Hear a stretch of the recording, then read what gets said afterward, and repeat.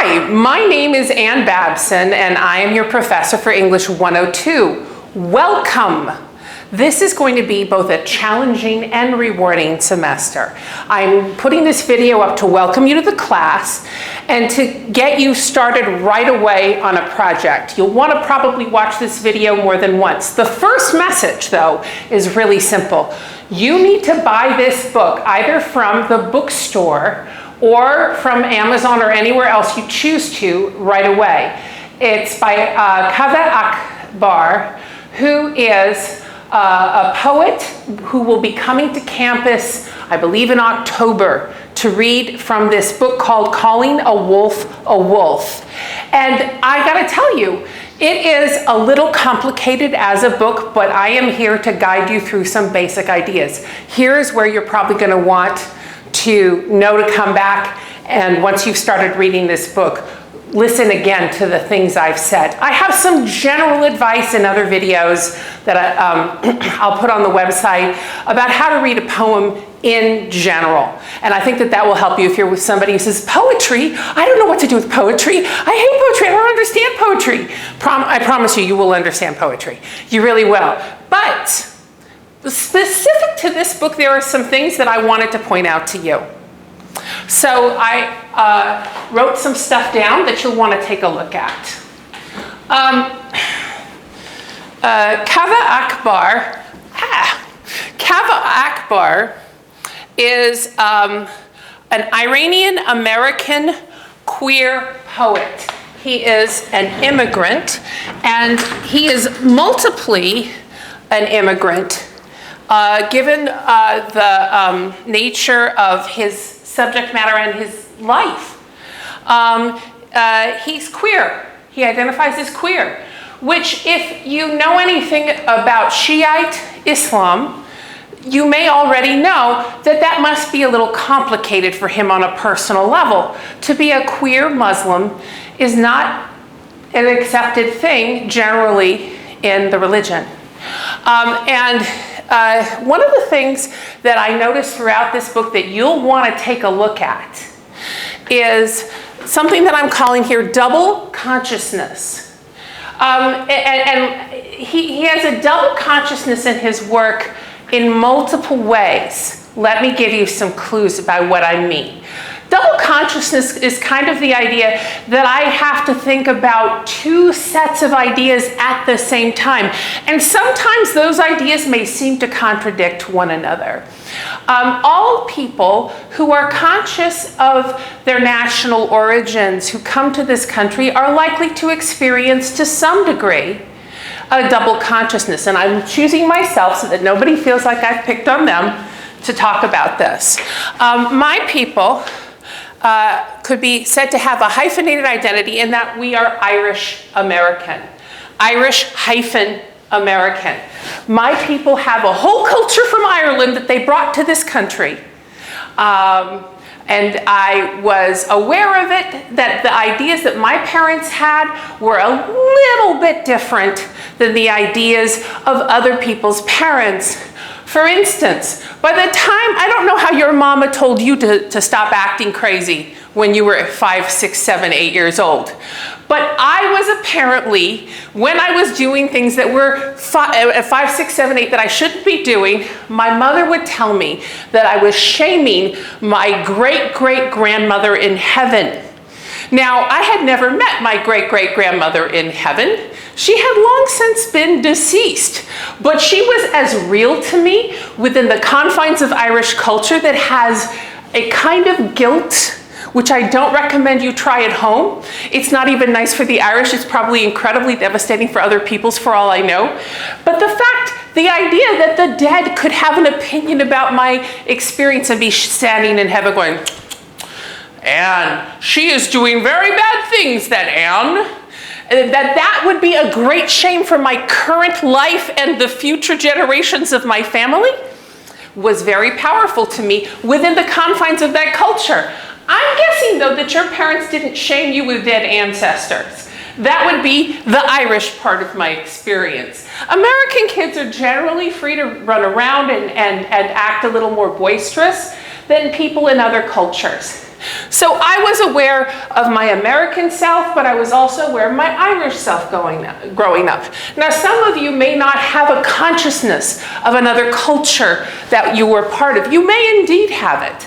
But there are some cultures where the difference between sort of mainstream American society's ideas about what children do, what people do, differs a fair amount from the other side of that hyphen, the first half of that hyphenated identity. And I submit to you that Iranian Americans, who are numerous and contribute enormously to our society, wonderful groups of people who do wonderful things, nevertheless have a bigger bridge than I with my Irish identity most of the time. And part of the problem for the book that is written here, for Kaveh Akbar's Calling a Wolf, is that he is wrestling with alcoholism. You may not know this, but alcohol is entirely banned from Islam. I mean, just to have one sip of alcohol is a great sin. You might go to hell for one sip of alcohol, according to some thinkers within Islam. He was an alcoholic who was active drinking. So he talks about sin and addiction at the same time. Many people write poems about alcoholism. I gotta tell you, poets probably as a whole drink far too much. Get extra bottles if you ever invite a poet to one of your parties, because they will drink them. But so addiction, normally when we talk about it in our society, we don't really talk about it strictly speaking as sin. But and for some of us in our society, we don't even believe there is something exactly called sin. Kaveh Akbar has a fairly traditional, and if you were, say, raised in the Baptist church, an idea that you could understand of what sin might look like. And the idea that's expressed here, the same way with the addiction to alcohol. If I'm addicted to alcohol and I want to quit, but maybe I'm having trouble quitting, I might be like, I'm not going to touch any drinks at this party. I'm just going to see my friends. I'm not going to do it. I'm not going to do it. I'm not going to do it. And then all of a sudden, I'm doing it. Oh, that tastes so good. Oh my God, it's so wonderful. Oh, I feel horrible about myself. Oh, why do I do this? It sucks. I do this. Well, that experience, according to the thinking of this book, which has a double consciousness both of Iranian experience and American experience, and being queer in a religion that doesn't expect to find queer people in it, at least nominatively, but also the idea that sin and addiction are intimately linked. Because let's say my sin is not related to alcohol at all. Maybe I am somebody who has a really bad habit of being a kleptomaniac, and I go to the store and I shouldn't do it. I could get arrested. It's really wrong. It's legally wrong, but it's also morally wrong. Thou shalt not steal. That's a rule in almost every religion that I've ever heard of. Don't steal is pretty basic to every religion.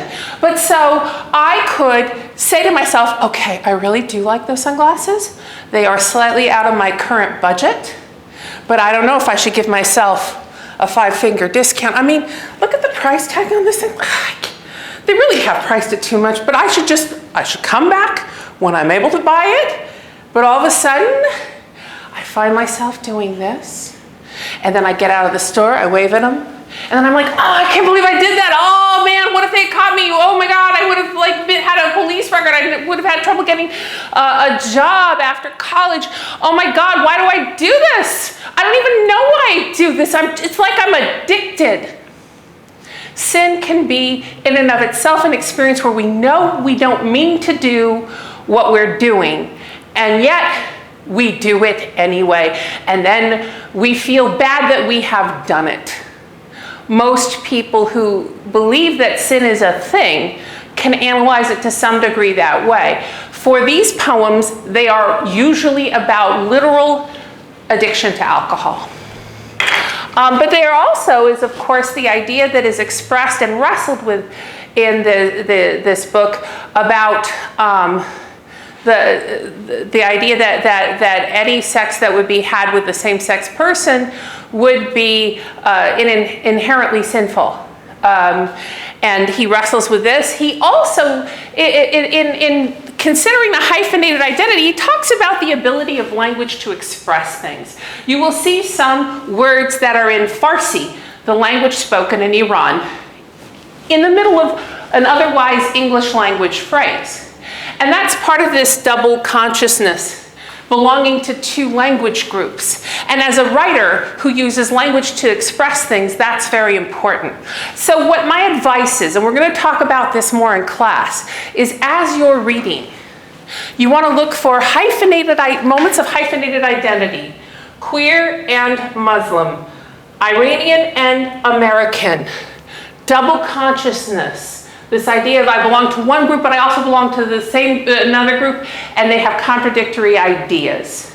The idea that sin and addiction are linked in this book, though they may not be for all thinkers about addiction. This will help you understand what he's talking about. We'll have tons of time in class to talk about it. The first thing, though, that happens in this class is that you're going to take a written exam on this book. And I will talk to you about how to pass any essay test exam later in this class.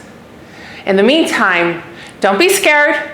This is cool. One thing I would have you notice is how thin this book is.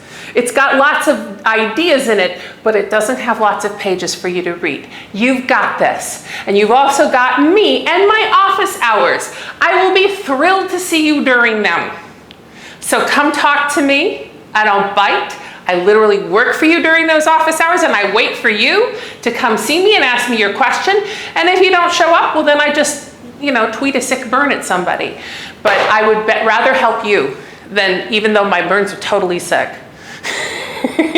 I'll see you in class. Welcome to English 102.